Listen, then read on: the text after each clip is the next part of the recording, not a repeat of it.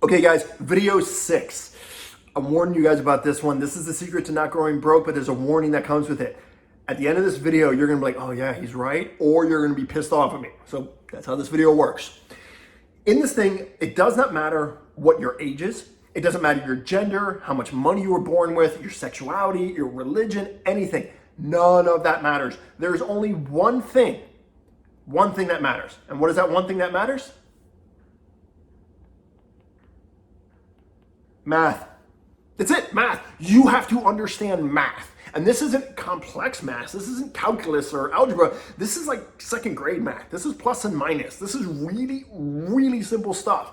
The fastest way to not go broke is understand math so that you understand where you're going and what the consequences are of everything. So, the next thing is don't be a fucking idiot. And I mean this as nice as way possible, and we're gonna have to blur that out, but don't be a fucking idiot. If you make $30,000 a year, don't go out and buy a car that's $10,000. Don't go out and buy a TV you're a moron.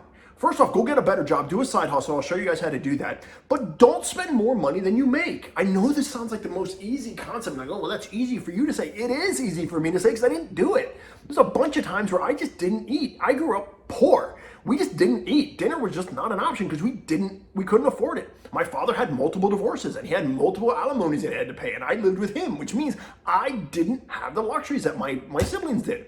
My sister got to go to sleepaway camp every day. It never happened for me. I never went to, well, that's not true. I went to sleepaway camp once for a week. Hey. My little brother went and he traveled around the world.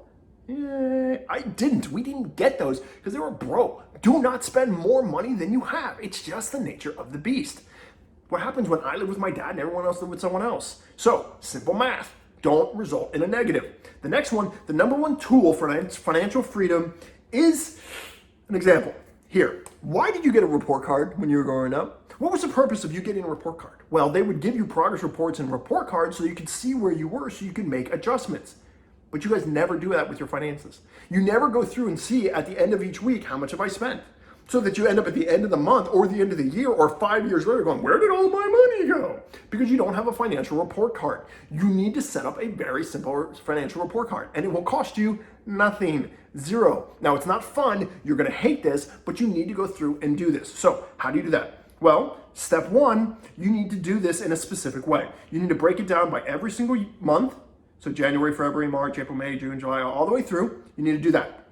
From there, you need to write down every single month how much your income is. And then you need to break down your individual expenses. So expenses like your car, like insurance, like your phone, everything, you need to break it down. And at the end of it, you need to subtract income minus expenses equals here. Now, this is what I talked about before about math. It's really simple. If at the end of the month you're negative, well, guess what, Goober? You need to start cutting some stuff out. Simple. Cut stuff out and then learn how to make more money, which I'll show you how to do. That's number one.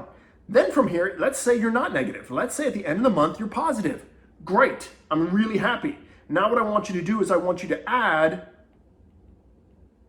10% investment to yourself.